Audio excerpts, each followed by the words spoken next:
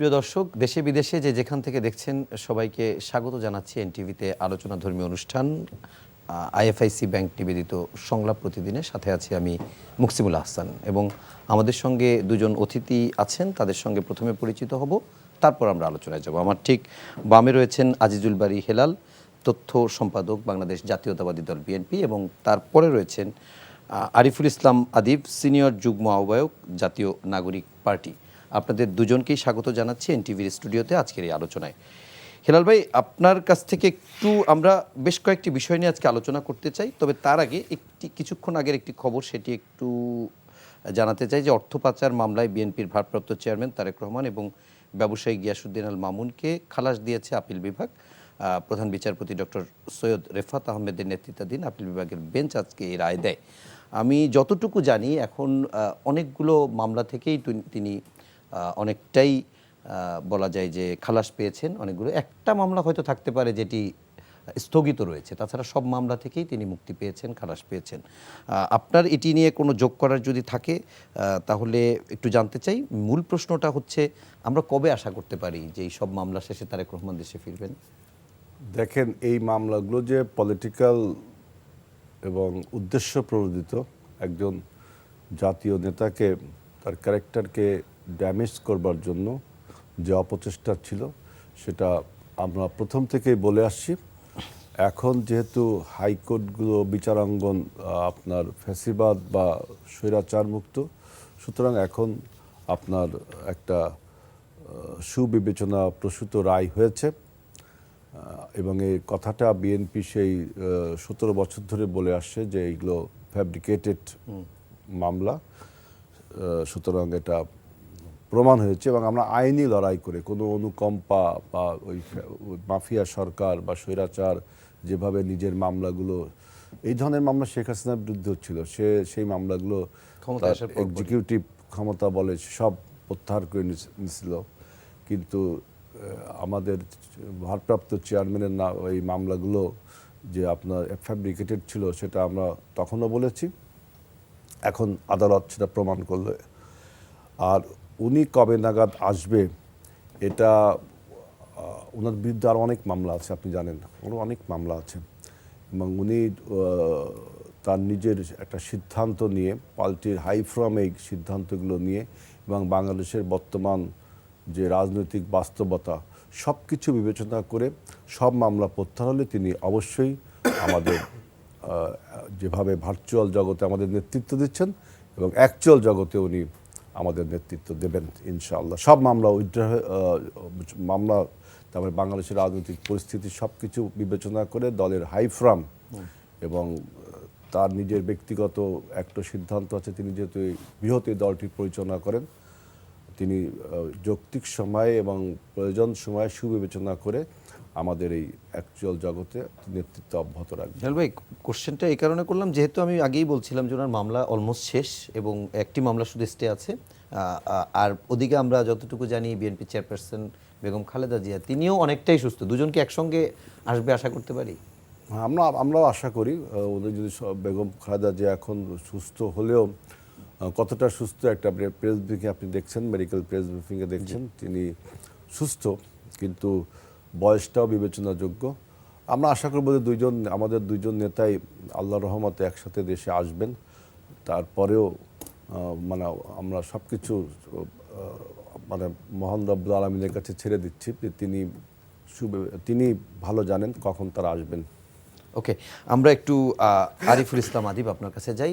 প্রথমেই আপনাকে অভিনন্দন জানাই। সপ্তাহখানেক আগে আপনি জাতীয় নাগরিক পার্টি, শিক্ষার্থী বলি কিংবা তরুণদের নতুন রাজনৈতিক প্ল্যাটফর্ম যেটি নিয়ে আলোচনা ছিল, সেটি আপনি সিনিয়র যুগ্ম আহ্বায়ক হিসেবে নিযুক্ত হয়েছেন, নির্বাচিত হয়েছেন, মনোনীত হয়েছেন। যে প্রক্রিয়ায় হোক না কেন, আপনাকে অভিনন্দন।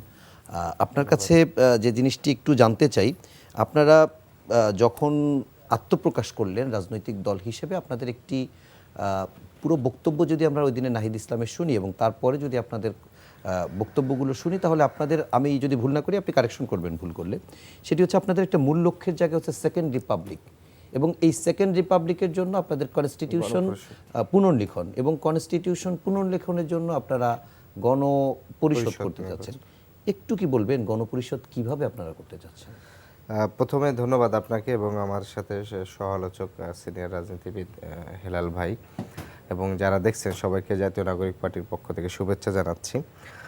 প্রথমতই বিষয় হচ্ছে আমরা যেভাবে দেখি টোটাল রাজনৈতিক প্রক্রিয়াগুলোকে বাংলাদেশের স্বাধীনতা পরবর্তীতে থেকে, সেটা হচ্ছে যে গত 15 বছর তো আওয়ামী লীগ ফ্যাসিবাদী স্টাইলে বিরোধী দল শুধু না, সকল দ্বিমতকে ভিন্নতাকে তারা হচ্ছে দমন করছে এবং 3000-এর অধিক বিচার বহির্ভূত হত্যা, গুম, খুন সব কিছু করেছে এবং সকল কিছু করার পিছনে সে একটা কারণে বলতো, নানাভাবেই এটা হচ্ছে এস্টাবলিশ করতো যে ধরেন পুলিশের ধরতো, বিএনপিকে সমাবেশ করতে দিত না, বিরোধী দলগুলোকে, যে সাংবিধানিক ধারাবাহিকতা সংবিধান লঙ্ঘনের একটা দোহাই সংবিধান লঙ্ঘন দিত এবং পুলিশও বলতো যে জননিরাপত্তা বিঘ্ন ঘটবে। নিজেরাই দেখা গেছে যে ধরেন হচ্ছে কোনো একটা কিছু ফুটিয়ে বলতো যে বিএনপির সমাবেশ এখানে হওয়া সম্ভব না, এটা হেলাল ভাইয়ের আরও বেশি সাক্ষী। ফলে এইগুলা করতো কি দিয়ে? সংবিধান দিয়েই করতো। আমাদের কাছে যেটা মনে হচ্ছে যে একটা রাষ্ট্র কখনোই সংবিধানের দোহাই দিয়ে হোক আর যা কিছু দোহাই হোক, মানুষের যে অধিকারটা, রাজনৈতিক অধিকার এবং মৌলিক মানবাধিকার, সেই প্রশ্নে কোনো যদি কিন্তু তথাপি কোনো দোহাই থাকবে না। আমরা এখানে যেটা দেখি যে 15 বছরও তো আওয়ামী লীগের মতো ফ্যাসিবাদী প্রতিষ্ঠা করেছে। তার পূর্বে যখন যে দল রাজনৈতিক ক্ষমতায় থাকে, বিপরীত রাজনৈতিক সভা সমাবেশ হচ্ছে সংকুচিত হয়ে যায়, পুলিশ অনুমতি দিতে চায় না, গোয়েন্দা সংস্থারা ডিস্টার্ব করে। এটা হচ্ছে রাজনৈতিক অধিকার এবং এটা তো হচ্ছে রাজনৈতিক অধিকার। একেবারে বেসিক মানবাধিকারের ক্ষেত্রে বলেন যে ধরেন বিরোধী দল করার ফলে ডিরেক্ট মেরে ফেলা হয় এবং তার এই মৃত্যু নিয়ে হচ্ছে ধরেন আপনি কোনো ধরনের বিচারও চাইতে পারেন না। তার মানে আমাদের এখানকার মানবাধিকার তো আপনার লঙ্ঘন করেই আপনি যে বিচার চাবেন সে বিচার বিভাগ হচ্ছে স্বাধীন না। যেই পুলিশ আপনাকে প্রোটেকশন দিবে সেই পুলিশও হচ্ছে আপনার না। ফলে যে সংবিধান না এখানে মানে আমাদের জি আমাদের বিষয়টা হচ্ছে যে আমরা দুইভাবে দেখি। একটা হচ্ছে যে এখানকার রাজনৈতিক সংস্কৃতি পরিবর্তন, পাশাপাশি হচ্ছে এখানকার শাসনতান্ত্রিক কাঠামোটা পরিবর্তন।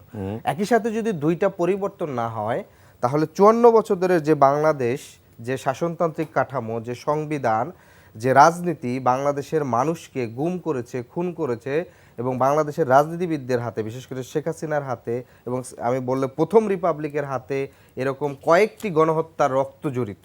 মানে গণহত্যা তো শুধু জুলাই আগস্টে তো 2000 অধিক শহীদ।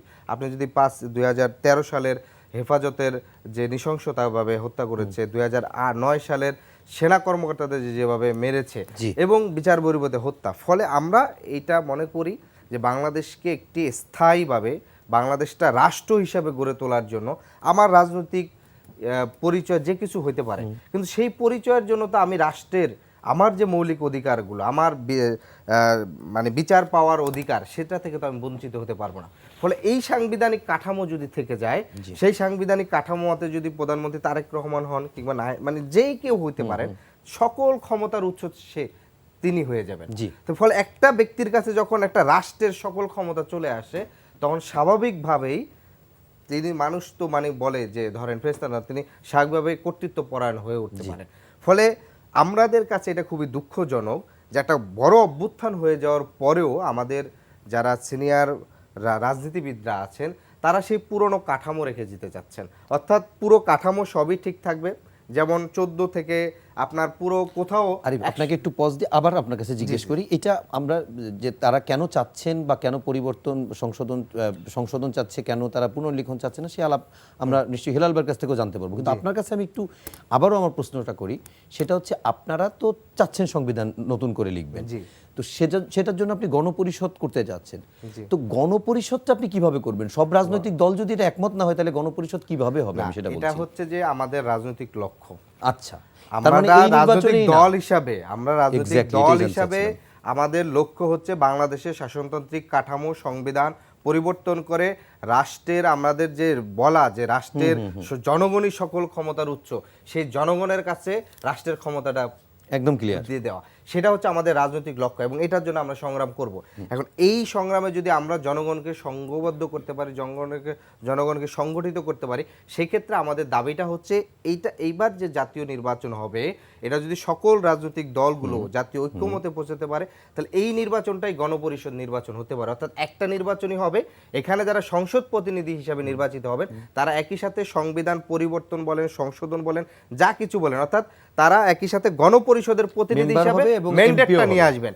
ম্যান্ডেট নিয়ে এসে তারা 5 বছর সংসদীয় প্রতিনিধি থাকবেন এবং প্রথম সংসদে ধরেন তারা হচ্ছে সংবিধানের বিষয় পুরো একটা ম্যান্ডেট নিয়ে সংবিধান যেটাই পরিবর্তন করতে সেটার একটা ম্যান্ডেট নিয়ে আসবেন।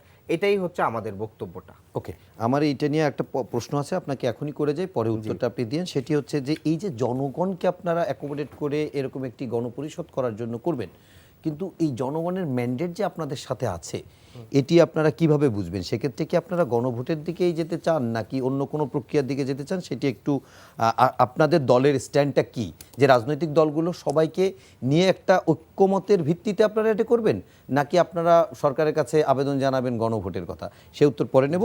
হিলাল ভাই, আপনার কাছে একটু জানতে চাই যে বিএনপি সংস্কারের পক্ষে, সেটি শহীদ প্রেসিডেন্ট জিয়াউর রহমান থেকে শুরু করে একেবারে তারেক রহমানের 31 দফা পর্যন্ত যদি আমরা বলি, সবসময় সংস্কারের কথা আমরা শুনেছি, কিন্তু নির্বাচন আগে হবে না সংস্কার আগে হবে এই প্রশ্ন উঠলে বিএনপির কাছ থেকে আমরা শুনি যেটি সমান্তরালই চলবে।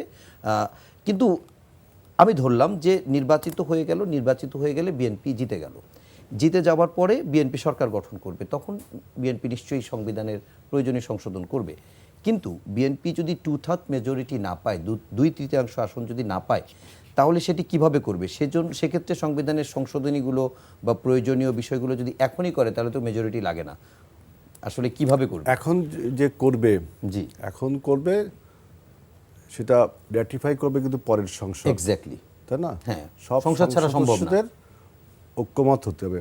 এখন সরকার যে উদ্যোগটা নিয়েছে যে ঐক্যমত একটা কমিশন করছে, এই কমিশনে সরকারের দেওয়া যে সংস্কার প্রস্তাব, আমরাও কিন্তু কিছু সংস্কার প্রস্তাব 62 দফা একটা সংস্কার প্রস্তাব 62 দিয়েছি, দফা আমরা দিয়েছি। অন্য রাজনৈতিক দলও দিয়েছে। সেখানে যেগুলো হয়তো 10% বা 20% যদি মিলে যায়, আর যেগুলো মিলবে না সেগুলো সংসদে আলোচনা হতে পারে, একটা সলিউশন বের করেছে এবং সেটা নাকি পরে জুলাই চার্টার হবে। হ্যাঁ, জুলাই 4 এইটা একটা বলল। আর বিএনপির যে 31 দফা রাষ্ট্র মেরামতের সংস্কার, এটা কিন্তু আমরা বলছি যে 5ই আগস্টের আগ পর্যন্ত বাংলাদেশের যে মানুষের জনদাবি ছিল, বিএনপি যেটা বোঝাইতে চাচ্ছে যে যখন বাংলাদেশে আপনার ফ্যাসিস্টের মুখের উপর দাঁড়িয়ে কোনো কথাই বলা যেত না, বিএনপি কিন্তু ওই রকম একটা আপনার বাজে অবস্থার ভিতর, একটা বিশৃঙ্খল অবস্থার মধ্যে, এবং আপনার ফ্যাসিস্টের রক্তচক্ষুর সামনে দাঁড়িয়ে কিন্তু সেই আপনার 2016 সালে আপনার ভিশন 2030, এরপরে 2020 সালে আমাদের 27 দফা, সর্বশেষ 22 সালে আমরা 31, এগুলো আমরা দিয়েছি। আজকে এই মুক্ত পরিবেশে আপনারা সবাই সংস্কার কথা বলছেন, আমরা এই জন্য যে আমরা বলছি যে 31 দফা কোনো অ্যাবসোলিউট ব্যাপার না, এর ভিতরে আপনার যোগ বিয়োগ এবং উপযোগিতা হারাবে যে সমস্ত দফা, এবং যে সমস্ত উপযোগিতার প্রয়োজন আছে সেগুলো যোগ হবে। সুতরাং এখন আপনি দেখেন এই আপনার ঐক্যমত্য কমিশন, জি, ওই ঐক্যমত্য কমিশনের কাছে আমরা আমাদের প্রস্তাব দিয়েছি, তারাও আমাদের সেই প্রস্তাবগুলো লিপিবদ্ধ করে নাকি ওয়েবসাইটে দিয়ে দিবে, আজকে হয়তো ওয়েবসাইটে দিবে, আমি একটা খবরে দেখলাম আজকে হয়তো ওয়েবসাইটে আমরা পেয়ে যাবো সব কিছু। আমাদের দলের কাছেও, সমস্ত দলের কাছেও এই প্রস্তাবগুলো পাঠিয়ে দেওয়া হয়েছে। এইটা হয়তো রাজনীতিবিদদের সাথে আলোচনা করে যেগুলো হবে এগুলো ঠিক আছে। আর এখন আপনি যেটা বলছেন, আমার আরেকটা রাজনৈতিক বক্তব্য আছে, এই যে তর্ক বিতর্কগুলো করছি আমরা একে অপরের সাথে, এই তর্ক বিতর্কের ফলে কিন্তু দেখবেন এই পরাজিত মাফিয়া, এই পরাজিত সুরাচার কিন্তু তার ষড়যন্ত্র করার সুযোগ পেয়ে যাচ্ছে। এইটা কিন্তু আমরা অভ্যুত্থানের পক্ষের যে শক্তি আছে, আমরা সবাই আমাদের মধ্যে কিন্তু এইভাবে ঐক্যবদ্ধ থাকতে হবে যে আমরা যদি তর্ক বিতর্ক করে এইভাবে সময় ক্ষেপণ করি, তাহলে ওই ফ্যাসিস্টের দোষরা তো বসে নেই, এ দেশের ভিতরেও রয়েছে, দেশের বাইরেও রয়েছে। সুতরাং এইখানে আমাদের একটা বৃহৎ ঐক্যের প্রয়োজন। আর আপনি গণপরিষদ বিতর্ক এটা বলছিলেন, বিষয়টি হচ্ছে গণপরিষদ ইস্যুতে। গণপরিষদ ইস্যুটা আরিফুর রহমান আদিব যেটা বলছে যে 2টা নির্বাচন একত্রে হওয়া যায় কিনা। এখানে 2টা নির্বাচন একত্রে হওয়া গেলে আপনার গণপ্রতিনিধি এবং সংসদ একই ব্যক্তি হবে, একই ব্যক্তি হবে, 2টা নির্বাচন একসাথে না, মানে একই নির্বাচনে হ্যাঁ, 2টা ম্যান্ডেট থাকবে। কিন্তু গণপরিষদে হয় কি, শুধুমাত্র পলিটিক্যাল স্টেক হোল্ডাররা যদি থাকে তারাই সংবিধান রচনা করবে, এটা কিন্তু মানে অত কার্যকরী না। এখানে আরও যে স্টেক হোল্ডারগুলো আছে, যেমন বিভিন্ন অ্যাসোসিয়েশন আছে, বিভিন্ন এনজিও বলতে পারেন, বিভিন্ন পেশাজীবী গ্রুপের লোকজন আছে, তাদেরও কিন্তু একটা অংশগ্রহণ থাকে, গণপরিষদ আরো বড় হতে পারে। শুধু 300 জন কেন, এখানে তো 700-1000 গণপরিষদ। দুইটাকে একসাথে করে ফেললে আমি বলছি তাহলে কি হচ্ছে, দুইটাকে একসাথে, ওটা আপনার সমস্ত রাজনীতির সাথে কথা বলতে হবে যে এটা কি 300-র মধ্যে লিমিটেশন থাকবে, না এটাকে গণপরিষদটা আরো বৃহত্তর অর্থে মানুষের অন্য অন্য যে সমাজের বিভিন্ন শ্রেণী আছে তাদেরও বক্তব্য থাকে সংবিধান কিভাবে, তাই না?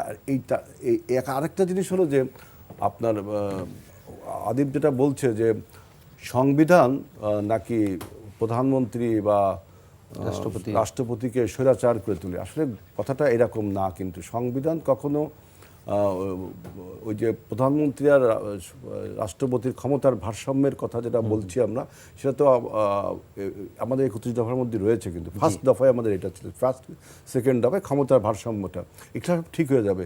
কিন্তু দেখেন স্বৈরাচারী ব্যবস্থাটা ব্রেনে থাকে, মাথায় থাকে, এটা কিন্তু সংবিধান দিয়ে আপনি কাউকে নিরাপত্তা দিতে পারবেন না, সংবিধান দিয়ে আপনি কাউকেও আপনি বিধিসম্মত ব্যবস্থা নিতে পারবেন না। শেখ হাসিনা যে গুম খুনগুলো করেছিল কি সংবিধানের দোহাই দিয়ে করেছিল? মানে সংবিধানে কি লেখা আছে যে গুম খুন করা জায়েজ? গুম খুন তো স্বীকার করেনি, যেগুলো স্বীকার করছে সেগুলো সবই সংবিধানের দোহাই দিয়ে করেছে। আমি সেজন্য বলছি, অর্থাৎ মাথায় আছে ওনার যে গুম খুন করে ক্ষমতায় থাকতে হবে, এবং সেইটাকে বাস্তবায়ন করার জন্য তিনি বাংলাদেশের অন্য অন্য যে ইনস্টিটিউশনগুলো আছে, পুলিশ ফোর্স আছে, অন্য অন্য যে আপনার নির্বাচন কমিশন আছে, হাইকোর্ট বিচার, সবগুলো কুক্ষিগত করে ফেলেছে, তাই না? শুধু এটা তো সংবিধানে লেখা নেই যে আপনার সব ইন্ডিপেন্ডেন্ট বডি, একটা দুর্নীতি দমন কমিশন ইন্ডিপেন্ডেন্ট বডি, কিন্তু সেগুলো তারা তোয়াক্কাই করেনি।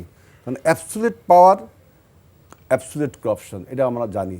ঠিক অ্যাবসোলিউট পাওয়ার এক মানুষকে আপনার অন্ধ করে দেয়, কিন্তু সংবিধানে অত অ্যাবসোলিউট পাওয়ার না থাকলেও একজন লোক যদি তার চিন্তা করে যে আমি এই অন্যায়গুলো করব, যেহেতু আমি রাষ্ট্র ক্ষমতায় আছি, তার এই চিন্তা জগতে তার সমস্যা।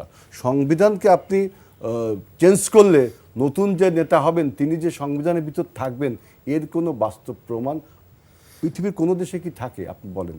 এই যে মুসলিনি যে ফ্যাসিস্ট হয়ে উঠলো, হিটলার যে আপনার নাৎসি পার্টির হিটলার, তাদেরও তো সংবিধান ছিল, সেই সংবিধান তারা মানেনি। বক্তব্য হলো যে আপনি সংবিধানকে পুনর্লিখন করে দেশে একটা সুশাসনের বন্যা বয়ে দিবেন, এটা যদি চিন্তায় আপনার দুঃশাসন থাকে তাহলে এটা হবে না। সুতরাং আর আপনি দেখেন যে আমাদের যদি উনি বলে যে ফার্স্ট রিপাবলিক যদি 71, রিপাবলিকটা মানে কি? জনগণের ক্ষমতা, যেটা আপনি বক্তব্যে কিন্তু বলছেন জনগণের ক্ষমতা। তা আমাদের দেশে তো জনগণের ক্ষমতা রয়েছে, রাজা বা প্রধানমন্ত্রী মানছে না, এটা সংবিধানের সমস্যা না। এখন সংবিধান ফার্স্ট রিপাবলিকে আপনার সংবিধান বাস্তবসম্মতা ছিল না, উপযোগিতা হারিয়েছে, বিদায় তো আমরা 13টি সংশোধন করছি। 13টি সংশোধনের মধ্যে আপনার প্রত্যেকটা সংশোধনে আমি মনে করি নতুন নতুন একটা সংবিধান রচনা হয়েছে, প্রত্যেকটা সংশোধনে। এবং সবচেয়ে চমৎকার ব্যাপার হলো যে 5ম সংশোধন যেটা করছিল, 5th অ্যামেন্ডমেন্ট, মানে 4th অ্যামেন্ডমেন্টের মাধ্যমে আমাদের সমস্তকে বাকশালের শৃঙ্খলে বন্দী করে রাখা হয়েছিল, এবং বাংলাদেশের মৌল নীতিগুলো যেমন ধর্মনিরপেক্ষতা, জাতীয়তা, গণতন্ত্র, সমাজতন্ত্র, এই সমস্ত বাতিল করা হয়েছিল না, এগুলোকে আনা হয়েছিল 5ম সংশোধনী, 72 সংবিধানে এগুলো ছিল। 4th সংশোধনী আপনার বাকশাল ব্যবস্থাপনা, 5ম সংশোধনীতে জিয়াউর রহমান, শহীদ প্রেসিডেন্ট জিয়াউর রহমান বহুদলীয় গণতন্ত্র করলেন, এবং এই ধর্মনিরপেক্ষতার বদলে তিনি মহান সৃষ্টিকতার প্রতি আস্থা এবং জাতীয়তার প্রশ্নে তিনি বাঙালি নয় বাংলাদেশি, সেটা সেকেন্ড রিপাবলিক। এই আর্গুমেন্টটা কিন্তু আমি দেখলাম জাহেদুর রহমানও আনছে, তা আমি ওই আর্গুমেন্টটা দেখলাম যে এটাও তো হয়। সে যাই হোক, তাহলে এদের যে রিপাবলিকটা হবে এটা থার্ড, আর যেহেতু ওটাকে আমরা রিপাবলিক বলি তাহলে ওটা সেকেন্ড। রিপাবলিক হলো জনগণের ক্ষমতা, সেই জনগণের ক্ষমতাকে 71 সালের 72 সালের সংবিধানে যেভাবে লেখা হয়েছে সেগুলো চেঞ্জ করে আজকে আমরা একটা পর্যায়ে আসি। এটাকে আবারও চেঞ্জ করা যেতে পারে, যতবার চেঞ্জ করেন আপনি, এটা নতুনবার যখন চেঞ্জ করতে তখন নাম রিপাবলিক দেন কি না দেন এইটা আমার কাছে কোনো একটা ম্যাটার করে না। জনগণের ক্ষমতা আমরা সবাই চাই, আর নাম বলা হয়েছে রিপাবলিক, এইটা নিয়ে অত হইচই করার কিছু তবে নেই। আরেকটা বিষয় একটু জানতে চাই, সেটি হচ্ছে আপনার বক্তব্যটা যেটি ছিল এর ভিতর থেকে আমার দুই একটা জায়গায় একটু প্রশ্ন জাগছে। সেটা হচ্ছে যে আপনি যেটা বললেন যে এই সংবিধান আসলে কাউকে তো আসলে ওরকম অ্যাবসলিউট পাওয়ারফুল করছে না। সংবিধান সে যদি মানে না, প্র্যাকটিসের পরে অনেকটা ডিপেন্ড করে, ডেফিনেটলি প্র্যাকটিসের পরে ডিপেন্ড করে। কিন্তু আমাদের সংবিধান তো আসলে ফ্যাসিবাদ তৈরি করছে না। যদি না করে তাহলে কিভাবে এখন করছে? আমি সেটাই বলছি, সংবিধান কিভাবে সেটাই ফ্যাসিবাদ তৈরি করে? আমি সেইটাই বলছি, ফ্যাসিবাদ এটা আমি কিভাবে বুঝি তৈরি করে এভাবে আমি আপনার কাছে জানতে চাই। আমি তো আপনার কাছে জানবো, আমি তো আর বলবো না। সেটি হচ্ছে যে ধরেন সংবিধানে রাষ্ট্রের সর্বোচ্চ ব্যক্তি হচ্ছে রাষ্ট্রপতি, আর নির্বাহী প্রধান হচ্ছে প্রধানমন্ত্রী। কিন্তু আমাদের সংবিধানটা এমন একটা সংবিধান যে শাহাবুদ্দিন চুপ্পু রাষ্ট্রপতি আছে কিন্তু দেশের কিছু যায় আসে না। তাহলে ওই কি তো আমি সেটা বলছি, এই জন্য তো আমরা 32 দফা সংস্কার দিয়েছি, আমাদের তো বিরোধ নেই তো। জি, আপনারাও checks and এইখানে balance চান, আমরা তাই তো? চেক অ্যান্ড ব্যালেন্সটা আমরাও চাইছি। হ্যাঁ। সেই জন্যই বলছি যে আমরা যে 31 দফা দিয়েছি এর সাথে আরো যোগ বিয়োগ, 31 দফার মধ্যে চেক ব্যালেন্সটা আছে। জি, জি। তারপরে এই যে 70 আর্টিকেলটা কিন্তু খুবই সেনসিটিভ এবং মারাত্মক একটা বিষয়, যে আপনার আমরা কিন্তু এই 70 আর্টিকেল বলছি যে আপনার বাজেট পাস এবং সংশোধিত হওয়ার এবং পর। নো কনফিডেন্স ভোট যেটা হয় এইখানে তাদের ম্যান্ডেটটা থাকবে, আর অন্য কোনো বিলে তারা নিজের মত দিতে নিজের মতো করে করতে পারে এবং এই নিয়ে আরো আলোচনা হতে পারে। অর্থাৎ বিএনপি দেখেন এই সমস্ত সংস্কার প্রশ্নে কতটা অ্যাডভান্স। আমি সেটা বলছি আমাদের মধ্যে কোনো বিরোধ নেই। নতুন নতুন যে ন্যারেটিভগুলো তোলা হচ্ছে এই ন্যারেটিভগুলো তো আমরা এই ঐক্যমত্য কমিশনের সাথে আলোচনা করেও করতে পারি, আবার সংসদে যে আলোচনা করতে পারি। আমাদের মাথায় রাখতে হবে যে কোনোভাবে আমাদের অনৈক্যের ফাঁক গলে ভিতর দিয়ে ফ্যাসিবাদ যেন জায়গা করে নিতে না পারে। আমি সেজন্য বলছি যে আমাদের যে আজকে যে নতুন একটি রাজনৈতিক দল আত্মপ্রকাশ করেছেন, এদেরকে তো দেখেন বিএনপির প্রত্যেকটা নেতাকর্মী কিন্তু তাদের বক্তৃতায় তাদেরকে কংগ্রাচুলেট করেছে, হ্যাঁ, তাই না? আমরা একটা জায়গা শুধু স্পর্শ করেছি যে এই দল যেহেতু সরকারের একটা উপদেষ্টা পরিষদের একজন উপদেষ্টা আপনার পদত্যাগ করে এই দলের সাথে সম্পৃক্ত হয়েছে এবং এই দলের আরো দুইজন শীর্ষ নেতৃবৃন্দ, দ্যাট মিনস আমি বলছি যে 5ই আগস্টের পরে যে বৈষম্য বিরোধী ছাত্রদের সামনে যে নেতৃবৃন্দ ছিল, কারণ বৈষম্য বিরোধী ছাত্ররা সবাই মিলে কিন্তু এই দলটা করেনি, এটাও কিন্তু মাথায় রাখতে হবে। এখানে বৈষম্য বিরোধীতে জাতীয়তাবাদী ছাত্র দল ছিল, ছাত্র শিবির ছিল, ছাত্র ইউনিয়ন ছিল, সবাই মিলে বাংলাদেশের গোটা ছাত্র সমাজ। সেইখান থেকে এই আপনার অভ্যুত্থান শেষে সবাই যার যার আপনার ইসে ব্যারাকে চলে গেছে। এখন আমাদের আর বৈষম্য বিরোধী অগ্রগামী কিছু ছাত্ররা তারা একটা আপনার সংগঠন করেছে এবং তারা সরকারেও গিয়েছে। 3 জন তাদের মধ্যে সরকারে গিয়েছে, 1 জন পদত্যাগ করেছে। সুতরাং এদের সাথে সরকারের একটা প্রভাব বলায় নেক্সাস রিলেশন কিন্তু রয়েই গেছে এবং জনগণের মধ্যে এই ধারণাটা থাকবে।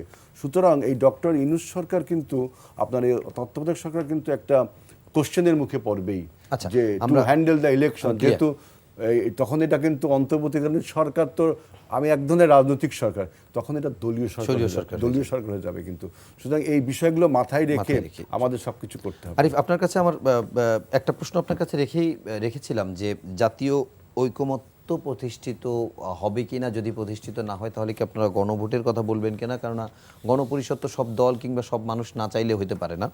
আর সেকেন্ডের সঙ্গে একটা জিনিস আপনার সাথে একটু যোগ করি, আপনি আপনার প্রথম পর্বের বক্তব্যের ভিতরে বলছিলেন যে আপনাদের এই সংবিধান সংশোধনের জায়গাটি মূলত হচ্ছে রাজনৈতিক সংস্কৃতি এবং কাঠামো পরিবর্তনের জন্য। আমি ধরে নিলাম আমাদের লড়াইটা আমি দুইটা জায়গায় লড়াইটাই ধরলাম, তাহলে আমি ধরে নিলাম যে কাঠামো পরিবর্তন রাতারাতি আপনি করে ফেললেন, কিন্তু রাজনৈতিক সংস্কৃতি পরিবর্তন চর্চার একটা বিষয় তো আছে, অত দ্রুত সময় কি সম্ভব হবে সেটি? আপনি আপনার বক্তব্যই দেন, বিশেষ করে প্রথম যে প্রশ্নটি ছিল সেটি একটু উত্তর। আচ্ছা, আবারও ধন্যবাদ জানাই। আপনি বলছিলেন যে গণভোটের বিষয়।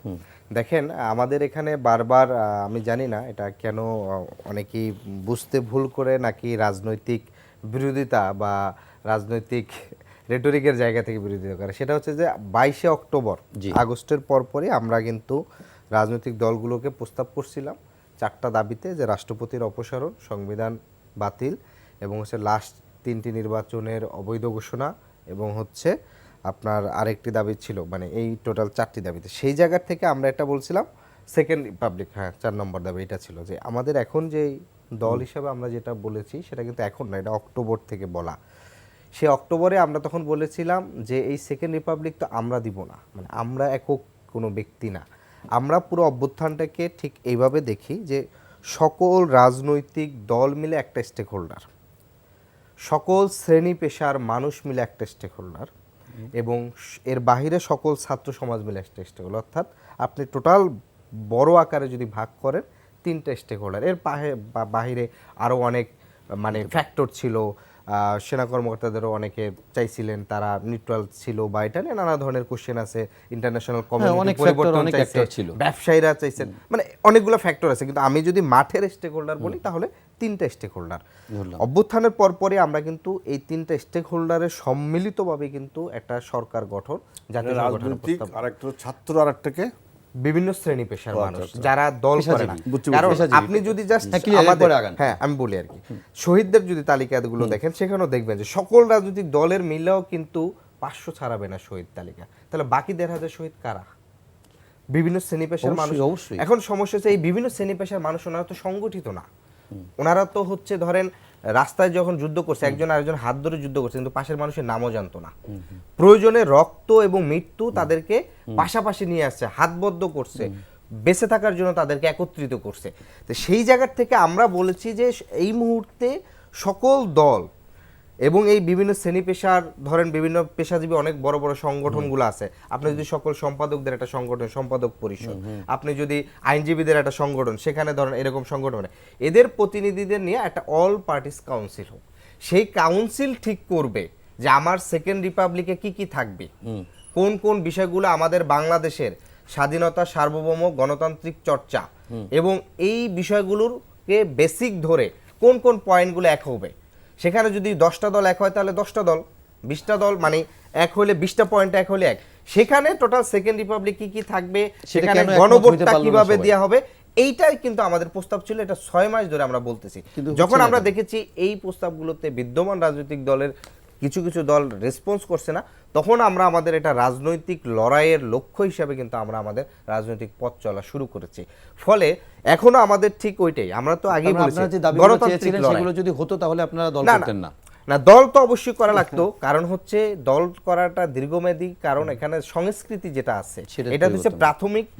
আমরা রাষ্ট্রের পুরো পরেও দল করলে হইতো, এত দ্রুত লাগতো না। হ্যাঁ, নানা পরিস্থিতি বোঝা যাবে যে তখন আসলে কোন প্রক্রিয়া। আরেকটা প্রশ্ন একটু উত্তর দেন তো, সেটি হচ্ছে যে ধরেন আপনারা ধরলাম যে গণপরিষদ হবে, গণপরিষদের মেম্বার কারা হবে? উচ্চ কক্ষের সদস্যরা না নিম্ন কক্ষে? এখানে দুইটা বিষয় দেখেন, আমরা বলছি যে এখানের গণপরিষদ হওয়া দরকার। জি, কি পদ্ধতিতে হবে, কত সংখ্যক থাকবে, এখানের রেশিও ধরে হবে কিনা।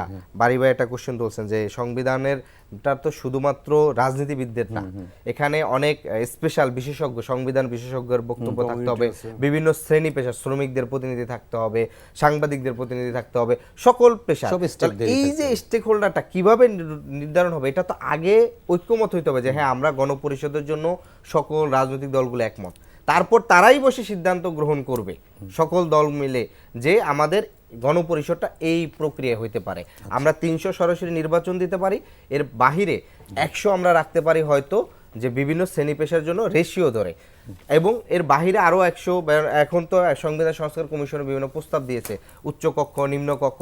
ফলে সবকিছু মিলিয়ে মূলত হচ্ছে আপনার রাষ্ট্রের সর্বোচ্চ বডিটা হচ্ছে কিন্তু জাতীয় ঐক্যমত। আপনি দেখেন 1990 সালে ভাইরা তো আরো ভালো উদাহরণ বলতে পারেন, তখন তো সংবিধানে তত্ত্বাবধায়ক কোনো কিছু ছিল না, 3টা জোট এক হয়েছে, রাজনৈতিক সমঝোতা, রাজনৈতিক ঐক্যজোট, এবং সকল কিছুই কিন্তু সকল আপনার সনদ বলেন, সংবিধান বলেন, কিংবা যত নিয়ম কানুন বলে সব কিছুর ঊর্ধ্বে কিন্তু হচ্ছে জাতীয় ঐক্যমত। জাতীয় ঐক্যমত হলে জাতীয় ঐক্যমতই নির্ধারণ করবে পরবর্তী পথরেখা কিভাবে হবে, বিভিন্ন বিশেষজ্ঞদের আলোচনা। এটা আমরাই চাপাইয়া দিব, বিষয়টা এরকম না।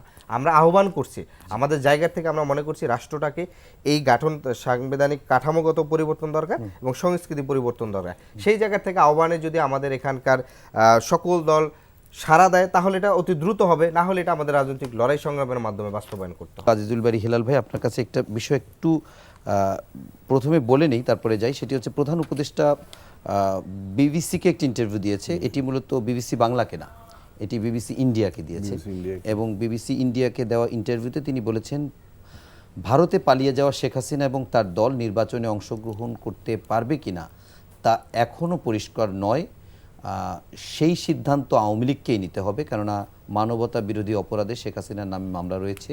এ পরিস্থিতিতে তাদেরকে সিদ্ধান্ত নিতে হবে তারা নির্বাচনে অংশগ্রহণ করবে কিনা কিংবা কোন প্রক্রিয়া করবে, আর হচ্ছে নির্বাচনে কে অংশগ্রহণ করবে কে করবে না সেই সিদ্ধান্ত নেবে নির্বাচন কমিশন। তো এই আওয়ামী লীগ প্রসঙ্গেই আমরা প্রধান উপদেষ্টাকে এর আগে ভারতের আরেকটি গণমাধ্যমে বক্তব্য শুনেছি, সেখানে তিনি বলেছিলেন যে বিএনপিকে ইন্ডিকেট করেই বলছিলেন একটা বড় দল তারা চায় না, তারা যদি না চায় তাহলে আসবে, এরকম একটি কথা বলেছিলেন। তো আসলে প্রধান উপদেষ্টা কি তার স্ট্যান্ড চেঞ্জ করেছে, নাকি আওয়ামী লীগ ইস্যুতে আস্তে আস্তে করে সিদ্ধান্তটা ম্যাচিউর হচ্ছে? এটা প্রধান উপদেষ্টার এই যে বক্তব্যটা বিবিসি ইন্ডিয়া, এটা চাতুর্যপূর্ণ একটা বক্তৃতা। আচ্ছা, আমি তো জানতাম যে উনি একটা নন পলিটিক্যাল জায়গা থেকে এসছে, কিন্তু এমন একটা বক্তব্য দিল। আপনি দেখেন উনি কিন্তু বারবার বলে ইনক্লুসিভনেস। ইনক্লুসিভনেস এই শব্দটাকে সে জাস্টিফাই করছে এই কথা দ্বারা যে আওয়ামী লীগকে নাকি সিদ্ধান্ত নিতে হবে। তার মানে সে আওয়ামী লীগকে কিন্তু বৈধতা দিচ্ছে। এখন আওয়ামী লীগ সিদ্ধান্ত নেওয়ার ক্ষমতা আছে রাজনীতি করবে কি করবে না। আওয়ামী লীগ তো অবশ্যই বলবে যে আমরা রাজনীতি করব, তাহলে আওয়ামী লীগকে সে আপনার এই জায়গাটা একটা বৈধতা দিচ্ছে, সে আলটিমেটলি ইনভাইট করছে, এরকম না বিষয়টা অনেকটা সেরকম। বিএনপিকে রেফারেন্স হিসেবে ইউজ করছে। না বিএনপিকে আওয়ামী লীগের বিষয়ে কোনো কথা বলি, এটা তো একটা মনে করেন গাল গল্প বলবো। বিএনপি সবসময় যেটা বলছে যে জনগণ তার সংসদে, আমরা তো বলছি আলোচনা মূল স্থান সংসদ, এই আলোচনা আমি করিনি। আমরা যতই তর্ক বিতর্ক করি, সংসদটা হলো প্রকৃত আলোচনার জায়গা। সেটা আমরা যদি সংসদে যেতে পারতাম নির্বাচিত প্রতিনিধিরা সমস্ত দল থেকেই, আপনি সেটা গণপরিষদ আকারে করেন আর সংসদ আকারে করেন, তাহলে কিন্তু আমরা আওয়ামী লীগের ব্যাপারে একটা সিদ্ধান্ত আলোচনা হতেই পারে। আর তাছাড়া যদি আপনি সংসদের আগের কথা বলতেন, তাহলে কিন্তু সরকারকে এই সিদ্ধান্তটা নিতে হবে, এবং সরকারকে সিদ্ধান্ত নিতে হবে রাজনৈতিক দল এবং আপনার সংক্ষুব্ধ যে ব্যক্তিরা আছে তাদের সাথে আলোচনা করে। আওয়ামী লীগকে আপনি কি দল হিসেবে গণদুশমন করবেন, না আপনার প্রত্যেকটা ব্যক্তির আলাদা আলাদা করে আপনার তো গণহত্যার সাথে জড়িত, গুম খুনের সাথে জড়িত বিচারগুলো আপনার শুরু হয়েছে। এই বিচার আমি দেখলাম গ্রেপ্তার প্রক্রিয়া প্রাথমিক যে কাজগুলো শুরু হয়েছে, চলছে। এখন আমাদের বক্তব্য হলো যে আওয়ামী লীগকে শুধু এই পার্সোনাল কয়েকজন নেতাকে আপনার সাথে খারাপ কাজের সাথে জড়িত এটা ধরলে হবে না। দল হিসাবে তারা যে গণহত্যার সাথে জড়িত, গুম খুনের সাথে জড়িত, দল হিসাবেও তাদের একটা বিচার হতে পারে। সুতরাং প্রধান উপদেষ্টা যেটা বলছেন যে আওয়ামী লীগকে সিদ্ধান্ত নিতে হবে, আওয়ামী লীগ সিদ্ধান্ত নেবে, তার মানে কি সে আওয়ামী লীগ তার যে বললো যে শেখ হাসিনাকে গ্রেপ্তার করা হবে, শেখ হাসিনাকে বিচার করা হবে, তাহলে আমি বুঝলাম না আবার শেখ হাসিনার কাছে তো গেল। আমি ওনার বলটা এরকমই চলে গেল। না, আমি যেটুকু বুঝেছি সেটুকু আপনাকে আমি একটু বুঝাইতে পারি। সেটা হচ্ছে যে আমি ওনার বক্তব্যটা কয়েকবার আজকে শুনেছি, কেননা এরকম কনফিউশন আমার ভিতরেও ছিল। তো উনি হয়তো এটি বলতে চেয়েছেন যে আওয়ামী লীগ নির্বাচনে অংশ নিবে কিনা বা নিতে চায় কিনা বা কোন ফরম্যাটে নিবে, জনগণ একটু বলি। উনি যেটা বলতে চেয়েছে সেইটা তো প্রথমে তাদের ডিসাইড করতে হবে, তাদের দলীয়ভাবে, যে তারা আসলে নির্বাচনে আসতে চায় কিনা। ধরেন আওয়ামী লীগ একটি দল, এবার ওনার বক্তব্য ইনডাইরেক্টলি হি ইজ ইনভাইটিং, উনি না ভাই, আমার কাছে মনে হয়েছে এটি যে উনি প্রথমে বলছেন যে সে আসলে কি চায়, তার আসলে নিজের কি চাওয়া সেটা পূরণ করবে সেটি না, তার আগে নিচের কি চাওয়া সেটা আগে নিজে সেট করুক, সেট করার পরে সে সেইটা করতে পারবে কিনা সেটা দেখার দায়িত্ব নির্বাচন কমিশনের। এইটা উনি বুঝাইতে চেয়েছেন, এরকম মনে হয়েছে। না, নির্বাচন কমিশন তো আপনার নিবন্ধন দিবে না, তখন নির্বাচন কমিশনের দায়িত্ব আছে যে নিবন্ধন দিব কিন্তু কোন সংবিধান সম্মত হচ্ছে কিনা। কিন্তু আওয়ামী লীগের যে আপনি ইনভাইটটা করলেন যে আপনি সিদ্ধান্ত নেন, তো আপনি তাকে ছেড়ে দিলেন, তাহলে বাংলাদেশের জনগণ, বিএনপি তো টাইটলি বলছে যে বাংলাদেশের জনগণ যারা সংক্ষুব্ধ, যারা অত্যাচারিত হয়েছে, নিপীড়িত হয়েছে, এবং টোটাল জনগণ সিদ্ধান্ত নিবে, সেই জনগণের সিদ্ধান্ত নেওয়ার জায়গাটা হলো সংসদ। আমরা সেইটা বলছি না, ওইটা বুঝছি, কিন্তু ওনার বক্তব্যটা আমি আরেকবার বলি, নির্বাচনে অংশগ্রহণ করতে পারবে কিনা আওয়ামী লীগ নির্বাচনে অংশগ্রহণ করতে পারবে কিনা তা এখনো পরিষ্কার নয়। পরের লাইনে আবার বলেছে মানবতা বিরোধী অপরাধে শেখ হাসিনার নামে মামলা রয়েছে। উনি তো এখনো কনভিক্টেড না, যে কারণে বলতে পারছেন শেখ না। হাসিনার নামে মামলা রয়েছে, আওয়ামী লীগের নামে দল হিসেবে কি তাদের নামে মামলা হবে না? আওয়ামী লীগ দল হিসাবে যে আওয়ামী লীগ নামে কোনো দল থাকতে পারবে না, সেটা তো উনি বলছে যে সেটা রাজনৈতিক ঐক্যমত প্রয়োজন। তার সব রাজনৈতিক দলগুলোর ঐক্যমতের ঐক্যমত। আগেই তো সে ইনভাইট করলো যে আপনি সিদ্ধান্ত নেন। এইটা কেমন হলো আপনি বলেন? আর ঐক্যমত্য সৃষ্টি তো এখনো ঐক্যমত কমিশনের সাথে আমাদের বৈঠক শুরু হয়নি, কেবল পেপার ডিস্ট্রিবিউশন হচ্ছে। তার আগেই তো উনি সিদ্ধান্ত নিল যে আওয়ামী লীগকেই সিদ্ধান্ত নিতে উনি হবে। নিউট্রাল বক্তব্য দেওয়ার চেষ্টা করছেন, উনি তো রাজনৈতিক ব্যক্তিরা এই তো। জন্য আমরা বলছি, দেখেন এই যে আপনি অহেতুক আপনি নির্বাচন প্রক্রিয়াকে যদি বিলম্ব করেন, এরকম কিন্তু আমি প্রথমেই বলেছি যে এই পলাতক ফ্যাসিবাদের কিন্তু ষড়যন্ত্র করার সুযোগ রয়েই যাবে। কারণ আমরা সমস্ত অভ্যুত্থানের শক্তির বিরুদ্ধে অনৈক্য সৃষ্টি করার বদলে দেখেন অনেক রকম ন্যারেটিভ করা হয়েছে। আরিফুর রহমান রাদীপ একটা কথা বলছে যে আমাদের এই দাবিগুলো যদি ঐক্যমত্য কমিশন বা আমাদের না মানা হয় তাহলে তারা রাজনৈতিক সংগ্রাম করে, এটা ভালো জিনিস। হ্যাঁ, তাদের রাজনৈতিক ডিসকোর্সটা থাকবেই, তারা তাদের নির্বাচনী ম্যানিফেস্টো লিখবে যে আমরা নির্বাচিত হতে পারলে এইগুলো করব। আমাদের রাজনৈতিক লক্ষ্যমাত্রা যেমন আমাদের 19 দফা কর্মসূচি, আমাদের বাংলাদেশি জাতীয়তাবাদ, আমাদের মানে রাষ্ট্র গঠনের মূলনীতি যেটা যে বাংলাদেশি জাতীয়তাবাদ, তারপরে আমাদের 19 দফা কর্মসূচি, আমাদের পলিটিক্যাল যে এখন হয়েছে আমাদের রাষ্ট্র সংস্কার 31 দফা, এরকম তাদের তো বিভিন্ন ডিসকোর্স থাকবে। তারা গণপরিষদের কথা বলছে, তারা রিপাবলিকের কথা বলছে, এই সব নিয়ে আলোচনা হতে পারে। কিন্তু এমন কোনো কাজ করা যাবে না আমাদের মধ্যে অনৈক্য হয়ে যায়। ওখানে শেখ হাসিনা যে চুপ করে চলে আসবো, এবং ডক্টর ইউনূসও দেখলাম আজকে বিবিসি দিল্লিতে বললো যে শেখ হাসিনার সিদ্ধান্ত নেবে। আমি অ্যাস্টনিশড টু হিয়ার দ্য সিদ্ধান্ত মানে ঠিক সিদ্ধান্ত না, উনি বুঝাতে চেয়েছেন যে পরিষ্কার না, স্পষ্ট না তারা আসলে কি চায়, কি করবে। আমরা একদম শেষ প্রান্তে আরিফ আপনার কাছে একটা বিষয় একটু জানতে চাই, এই আওয়ামী লীগের রাজনীতি প্রসঙ্গেও আপনি বলতে পারেন, এবং সেই সঙ্গে আরেকটি বিষয় একটু জানতে চাই, সেটি হচ্ছে ফ্যাক্ট ফাইন্ডিং মিশন প্রতিবেদন, যেটি গতকাল প্রকাশিত হয়েছে একেবারে ভিজুয়ালি। এর আগে আমরা প্রতিবেদনটা কাগজে পেয়েছিলাম, সেখানে বাংলাদেশের ভলকার তুর্কের ওইটা, সেখানে অনেকগুলো কথাও হয়েছে, নিশ্চয়ই শুনেছেন যে এক নম্বর হচ্ছে আসিফ নজরুল এটার জন্য থ্যাঙ্কস জানিয়েছে যে এটি আন্তর্জাতিক অঙ্গনে এটি প্রচার করার জন্য। সেখানে মুগ্ধর ভাই ছিলেন, উপদেষ্টা মাহফুজ আলম ছিলেন, উপদেষ্টা আসিফ নজরুল ছিলেন, তারপরে এখানে সানজিদা ইসলাম তুলি যিনি মায়ের ডাকের সমন্বয়ক তিনি ছিলেন, এবং এটা নাগরিক কমিটির তো এখানে নাগরিক কমিটির সদস্য, নাগরিক পার্টিতে তো নাই, নাগরিক কমিটির সদস্য, হ্যাঁ নাগরিক কমিটির সদস্য, তো ইত্যাদি বা এই বিষয়টা।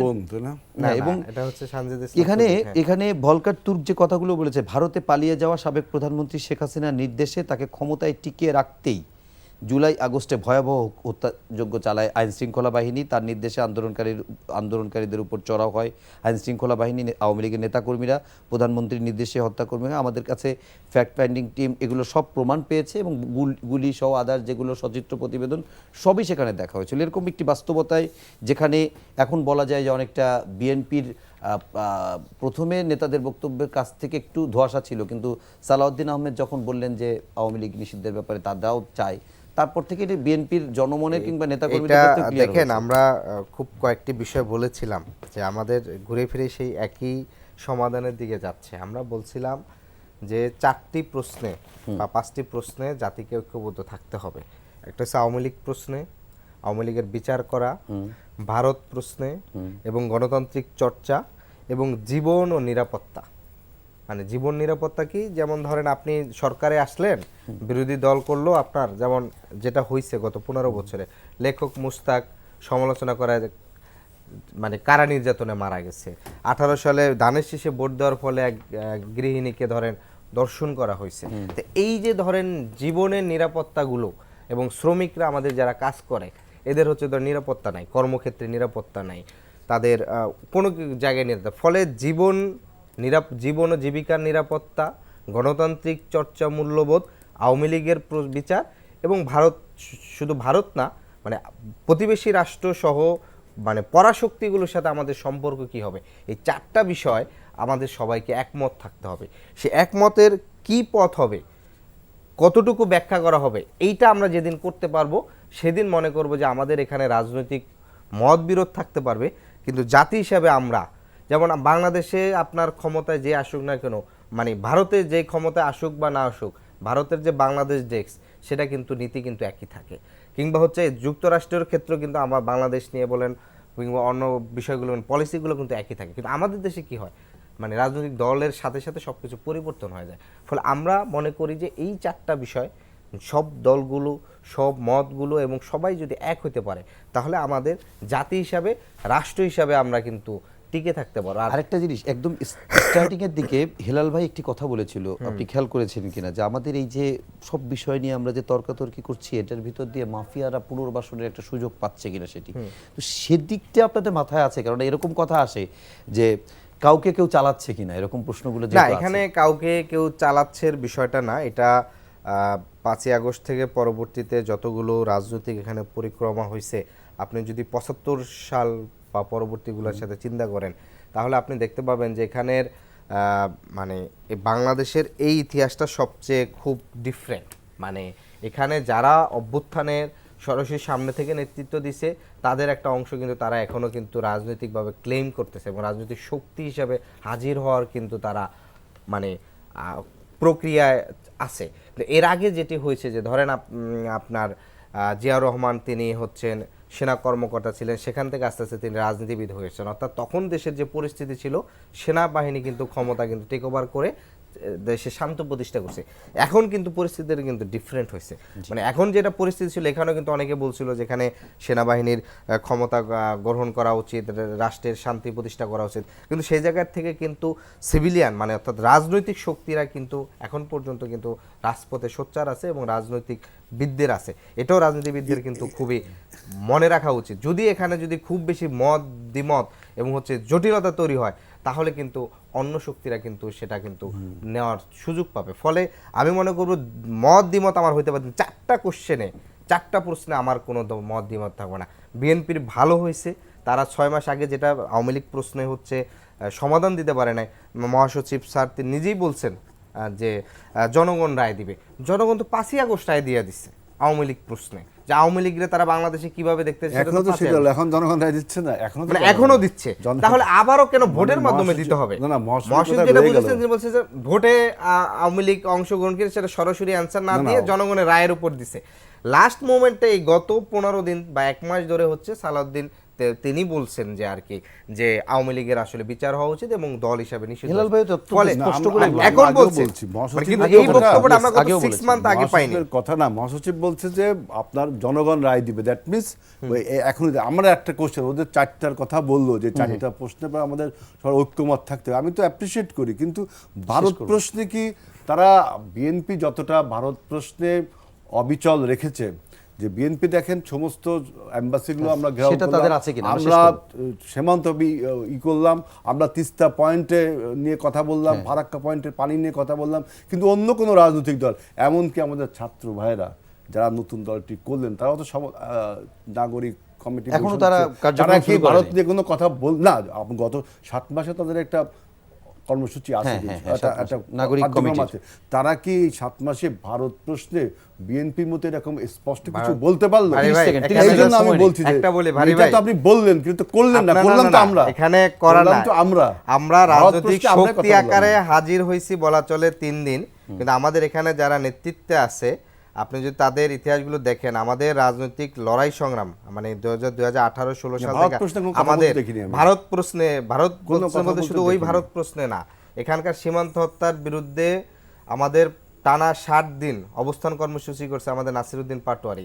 সীমান্ত হত্যার বিরুদ্ধে প্রথম অনশনকারী ব্যক্তি আমি 2020 সাল থেকে, এবং ভারতে যে আপনার হচ্ছে 50 বছর পূর্তি উপলক্ষে মোদির বাংলাদেশে আগমন উপলক্ষে বাংলাদেশের যে লড়াইগুলো, আমি ওইটাই তো বললাম যে আমাদের এখানে প্রিভিয়াস হিস্ট্রিটাই আমাদের এখানকার স্বাধীনতার প্রশ্নে 5ই আগস্টের গণ অভ্যুত্থানের পরে আমাদের এই অভ্যুত্থানকে ভারত ভালোভাবে নেয়নি, সবাই একমত। সেই ভালোভাবে না নেওয়ার ফলে তাদের যে রিয়াকশন, সেই রিয়াকশনকে বিএনপি যতটা ভ্যালিয়েন্ট এফোর্ট দিয়ে মোকাবেলা করেছে, আর কোনো রাজনৈতিক দল, আপনারা নাকি মনে করেন নতুন দল বুঝলাম, আর কোনো রাজনৈতিক দল কিনা মোকাবেলা করলো? তাহলে বিএনপি এই প্রশ্নে অনেকটা আগে এগিয়ে রয়েছে না ভারত প্রশ্নে ওকে, তো আমরা এগিয়ে আমরা রয়েছি। আমরা আমি সেটা সেই বলছি। সেই প্রশ্নের উত্তরও অন্যদিন খোঁজার চেষ্টা করব। তার আগ পর্যন্ত এখন আজকে সময়ের কারণে শেষ করতে হচ্ছে।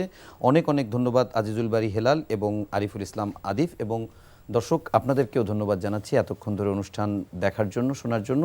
শেষ করার আগে শুধু এতটুকু বলবো, আমরা অনেকগুলো বিষয় গণপরিষদ, সংবিধান সংশোধন, সংস্কার ইত্যাদি বিষয় নিয়ে কথা বললাম। অবশ্যই এই বিষয়গুলো নিয়ে তর্ক বিতর্ক কথা থাকবে। শুধু একটি কথাই বলবো যে কোনো শাসকের শোষণের ফাঁদ যেন না হয় সংবিধান যেন হয় একেবারে বলতে গেলে জনগণের প্রত্যাশা এবং প্রাপ্তির একটি দলিল। সেই প্রত্যাশা রেখে শেষ করছি। সবাই ভালো থাকবেন, সুস্থ থাকবেন, সেই প্রত্যাশায় শুভরাত্রি।